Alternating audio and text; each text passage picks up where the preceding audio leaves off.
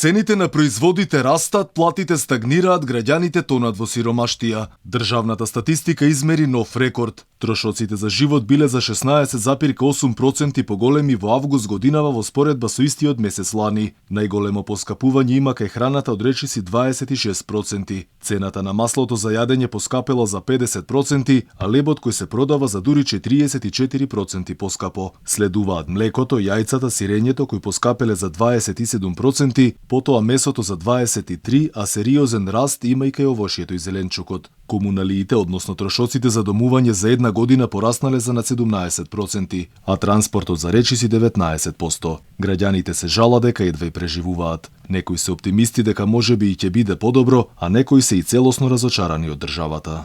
Сите се цени 50, 100%, 150%, сите цени. Државата помага некако? Што? Каква држава, каква макраш ние имаме држава? Немаме држава. Значи цените многу растат, а пензиите се стојат. Да кажеме уместо. И платите исто? И платите сигурно, ама јас сум пензионер и зборувам за пензионерите. Многу тешко. Ништо не се стимнува надоле, само нагоре иде. Значи по пазарите све што е зеленчуково што све е нагоре.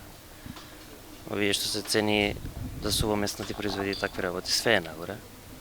Платите многу ситно негдека мрдаат, меѓутоа... А некаде ич? Некаде ич. Како и да е, тешко ќе биде, поготово сега сите викаат октомври, натаму не се знае што ќе се случува.